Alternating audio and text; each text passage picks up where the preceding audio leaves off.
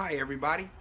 My name's Dave Munoz and I've been trying to figure out a way to clean my griddle without having to use all these crazy tools or grill bricks or things you can get online to make the experience a little bit more tolerable and faster. But this is the best way to do it, and it's basically just using steam to clean your griddle and then also season it with a little bit of oil. But I've looked on YouTube and tried to find different people that have cleaned their griddles, and there's not really anything out there that I would recommend.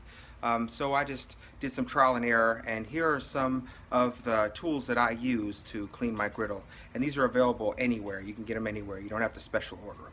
So let's pause. So here you have it. These are the essential tools. I am going to go through all of them really quick so that you guys will get a better understanding of what's what. First of all, you're going to need one of these. These rags, they're about $3 for about 20 of them at your local Walmart. You can use these and toss them away, or you can keep them and throw them in the washing machine, and they work pretty fast.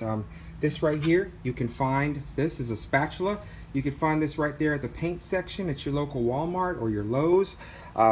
This one right here is about 3 inches long, and it does the job of scraping all of the grime off of the griddle.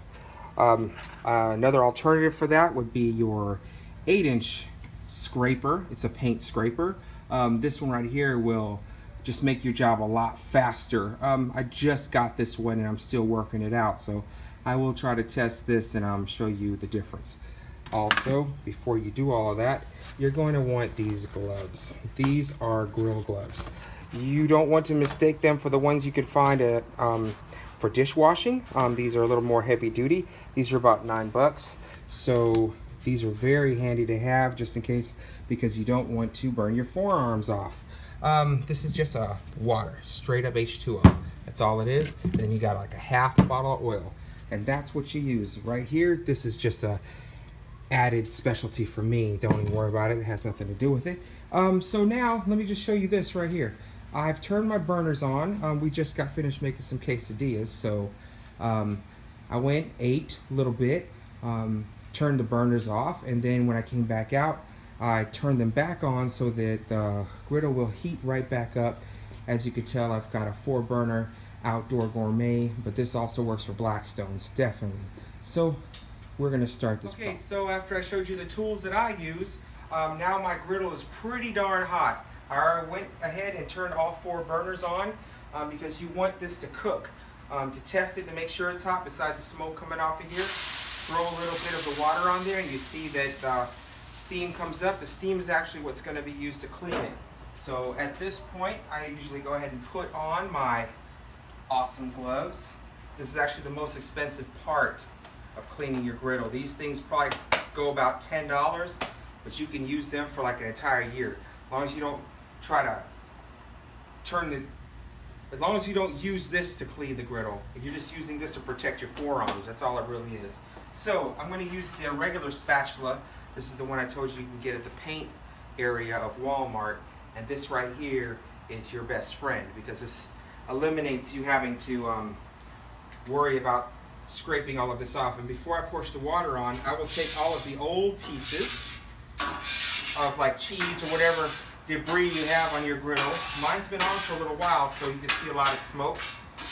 But anyways, so take off all of the excess. No need to keep that on the griddle when you're about to pour the water on it. Now this is what actually makes the griddle cleaner, is with the steamer, griddle cleaner steamer. So you throw it on, and you have to work pretty fast because since it's so hot, you want to make sure, you come closer. Come closer for a second. So you can see what the steam does is it pulls all of the excess gunk or whatever you cook with off, and you push it into your drainage, your reservoir. And this is actually what they do in the hibachi restaurants as well, but while they're still serving. So, now I got the majority of it off. That's basically all you have to do, but me, I'm a stickler for perfection. I will throw this whole bottle on there. and just let it set up, and then move it all out. Take it all and push it down to your reservoir. And after you notice, you don't hear any chunks or anything in the actual griddle.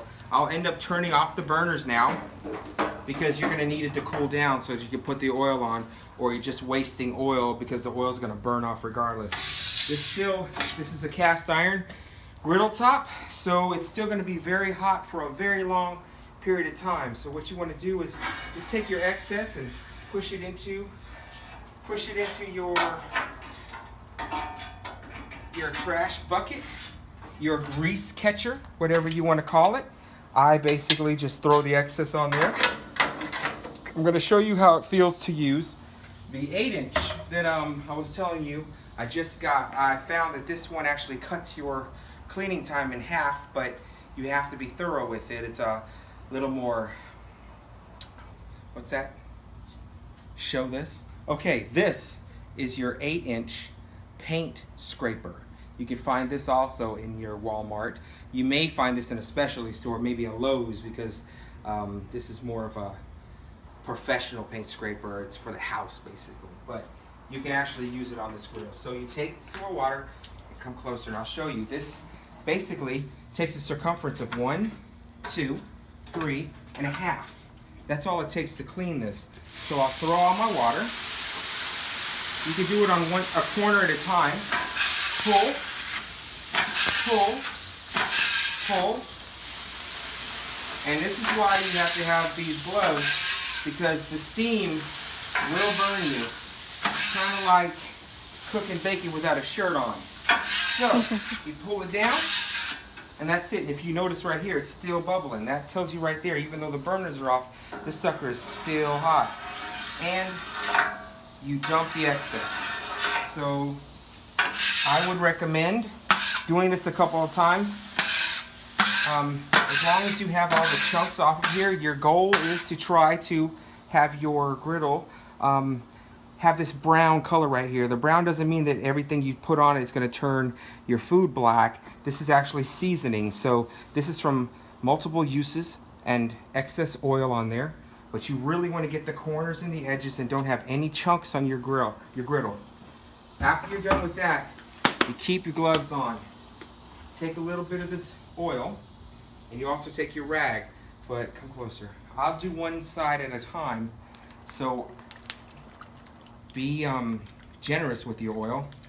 And if you don't have grill gloves and you wanted to push your oil on the entire circumference and surface of your griddle, you push as much oil as you want.